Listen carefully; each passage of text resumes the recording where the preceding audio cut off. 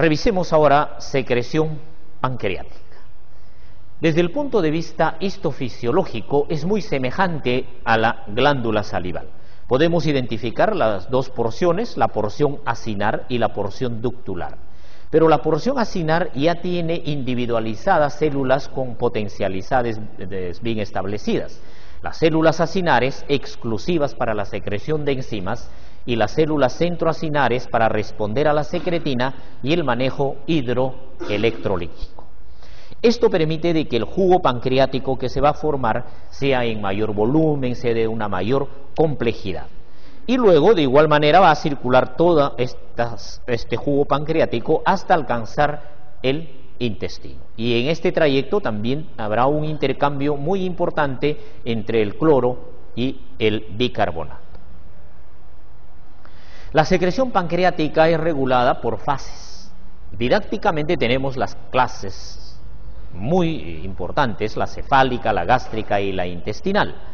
La cefálica responde a estímulos de tipo sensorial, producen más o menos un 25% de los requerimientos a través de estímulos vagales. La fase gástrica es un 10%, muy baja, a través del mecanismo de la distensión, o sea, la simple llegada del alimento o de cualquier estructura que distienda el estómago ya está estimulando también la secreción pancreática, y esto es a través de vías reflejas vagales de tipo colinérgica. La más importante es la fase intestinal, donde se produce del 50 al 75% del volumen del jugo pancreático, y esto se debe a de que los aminoácidos que han llegado al intestino, los ácidos grasos, el calcio, el ion hidrogenión y el mecanismo de distensión, van a estimular la liberación de colecistoquinina, secretina, reflejos enteropancreáticos, que son reflejos bastante potentes para estimular al páncreas. Si tomamos una célula acinar, esta célula acinar tiene en la parte vasolateral una gran cantidad de receptores específicos para el polipéptido liberador de la gastrina, para la colecistoquinina, para las terminaciones de la acetilcolina. Todos estos confluyen en un cuello de botella para elevar el calcio intracelular. Este calcio intracelular va a permitir de que las moléculas que se han empaquetado en estos gránulos sean eliminados hacia el lumen, o sea, el mecanismo de exocitosis. Por otro lado, la estimulación por el polipéptido intestinal vasoactivo o a través de la secretina elevan el AMP cíclico intracelular, y este AMP cíclico intracelular de igual manera favorece la exocitosis. Entonces son dos vías metabólicas muy importantes para que rápidamente responda el páncreas eliminando los gránulos zimógenos. Mientras la célula ductular va movilizando básicamente electrolitos. En la parte basal podemos observar de que hay receptores para secretina. Esta secretina, una vez de que interactúa con su receptor correspondiente, eleva el AMP cíclico. Este AMP cíclico elevado tiene una actividad en la parte vasolateral, activando a los transportadores iónicos de potasio, de sodio y iones hidrogeniones, y en la parte luminal para el transporte de bicarbonato, cloro, ¿no? Y adicionalmente a este mecanismo de elevación del AMP cíclico, la célula acinar pancreática basalmente tiene una actividad constante de la anhidrasa carbónica. Esta anhidrasa carbónica, como todos bien conocemos, permite formar el ácido carbónico, que se disocia en bicarbonato y en un ion hidrogenio. El bicarbonato alcanza un transportador luminal y luego alcanza los conductos. Mientras, para mantener el trofismo y mantener la homeostasis de la célula ductular, el ion hidrogenión a través de su transportador correspondiente regresa a la circulación sanguínea. Este retorno de los iones hidrogeniones hacia la circulación sanguínea es lo que conocemos con el nombre de la marea ácida. Por tanto, por cada bicarbonato que se excreta hacia el lumen, está retornando un ion hidrogenión a la circulación sanguínea. Si tomamos comparativamente los electrolitos en jugo pancreático y en el plasma, vemos de que el nivel de sodio es más o menos equivalentes. Por tanto, es una solución isotónica la secreción pancreática. Los niveles de bicarbonato en el jugo pancreático son mucho mayores que en el plasma, el cloro en el jugo pancreático es mucho menor que en el plasma sanguíneo y la cantidad de potasio es semejante a la del plasma sanguíneo. Un hecho importante acá en la secreción basal o en la secreción de estímulo máximo, podemos observar que en la secreción basal la cantidad de bicarbonato y cloro más o menos son equivalentes. Estos se distancian a medida de que aumenta la estimulación, hay más bicarbonato y a medida de que aumenta de igual manera la estimulación hay mayor cantidad y proporcional de cloro. Mientras que la secreción de potasio y la secreción de sodio son constantes, sea en estadio basal o en máxima estimulación. ¿De qué manera se regula la secreción de bicarbonato? El principal estímulo es la llegada del ácido del estómago. El ácido llega a nivel del intestino. En el intestino hay receptores especiales que son las células S. Estas células S identifican la cantidad de ácido y proporcionalmente secretan la secretina. Por circulación sanguínea, esta secretina va a alcanzar a las células centroacinares y va a liberar una cantidad de bicarbonato proporcional a la cantidad de ácido que ha llegado al duodeno. De tal manera de que existe un equilibrio matemático ya muy específico para secretar la misma cantidad de bicarbonato a la cantidad de ácido que ha llegado desde el estómago. Cuando se rompe este equilibrio es uno de los factores de la fisiopatología de la úlcera duodenal. Uno de los mecanismos que se derrumba rápidamente en la úlcera duodenal es esta respuesta del páncreas, comienza a producir menos bicarbonato ante la llegada de ácido. Y el ácido excedente lógicamente va produciendo daño progresivamente al duodeno hasta que lo llega a ulcerar. Este mecanismo todos conocemos, es del de retroalimentación negativa. El alimento es un estímulo importante para la producción de ácido, pero ¿qué sucede si en un experimento como ese en el caso presente medimos los niveles de plasma, en el plasma medimos la secretina en el tiempo de que hemos administrado un alimento determinado? Acá administramos el mismo tipo de alimento y luego medimos los niveles de secretina en el plasma y vemos que se elevan considerablemente. Por tanto, la llegada del alimento estimula la mayor liberación de secretina. Damos el mismo alimento y simultáneamente un inhibidor de la secreción de ácido.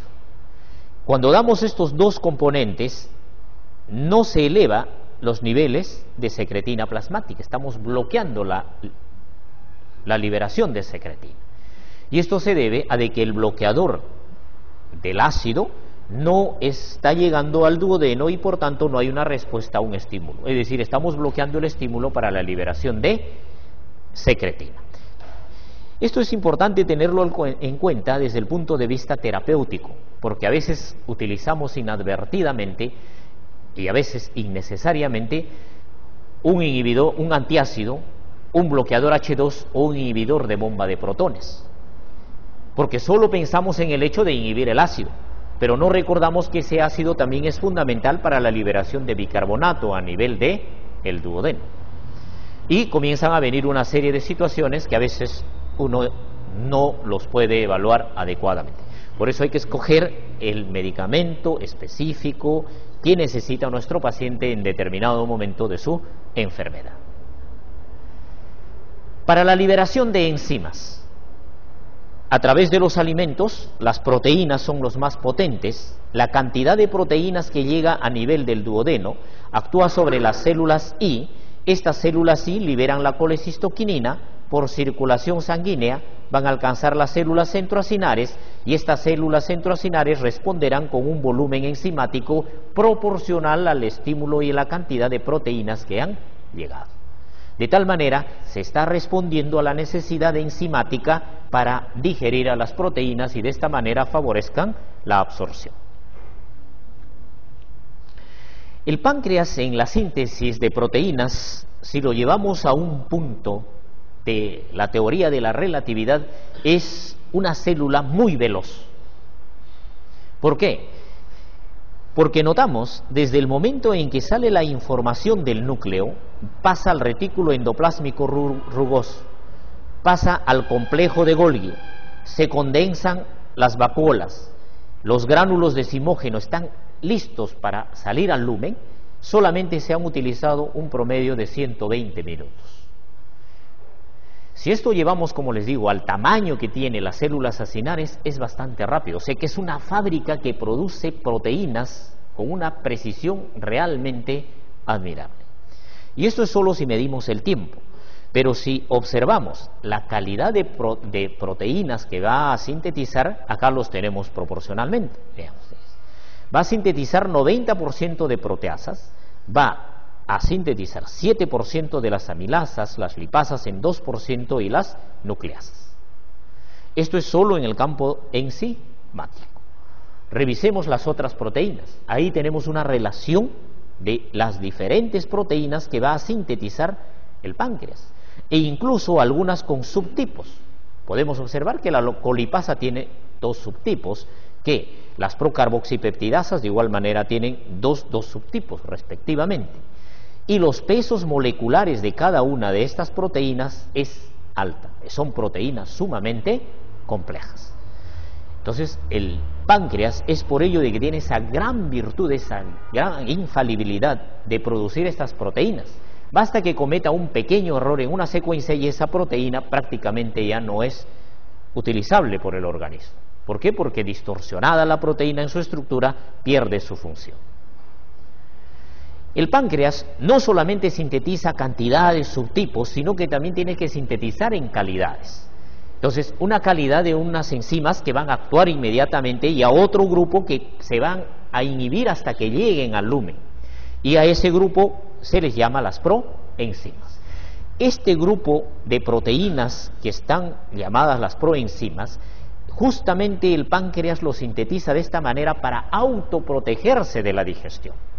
¿Por qué? Porque si estas proteínas estarían activas desde su síntesis, entonces el mismo páncreas se autodigeriría. Y eso es lo que sucede en la pancreatitis aguda. En la pancreatitis aguda se ha perdido ese control de protección a nivel del páncreas, comienza a autodigerirse el órgano y entramos en la gran catástrofe de lo que significa las pancreatitis. Las enzimas que no se han activado a nivel del páncreas se van a activar al intestino, y para esto ya biológicamente el intestino produce este activador que es la enteroquinasa. Esta enteroquinasa actúa sobre el tripsinógeno que llega, produce inicialmente tripsina, y esta tripsina tiene un efecto de reacción en cascada para ir activando todos los zimógenos en sus formas enzimáticas activas. Si no existe una buena función intestinal, por A o B motivos no se produce enteroquinasa, estas enzimas van a permanecer inactivas y entramos en el proceso de la mala digestión o de la malabsorción por defecto del intestino que no produce el activador más importante que viene a ser la enteroquinasa. Y eso ocurre fundamentalmente en una serie de enfermedades que han destruido, por ejemplo, la mucosa del intestino, y esa área destruida, fibrosada o esclerosada o invadida por pólipos, etcétera, ya no tiene la capacidad de producir esta enteroquinasa. En el organismo es conocido de que el agua es arrastrado por el sodio, pero en el páncreas hay un mecanismo biológico muy importante. El jugo pancreático tiene que tener gran cantidad de agua y el sodio es insuficiente para arrastrar esa cantidad de agua. Entonces, el páncreas es el órgano que tiene la capacidad y de haber diseñado mecanismos que cuando se libere el bicarbonato también arrastre agua. Acá tenemos una comparación muy importante. Si se incrementa la producción de bicarbonato, vemos que también proporcionalmente se incrementa el flujo de agua. Entonces, cuando va a llegar al duodeno el bicarbonato, no es solamente bicarbonato solo, sino también el agua. ¿Okay? Ambos mecanismos son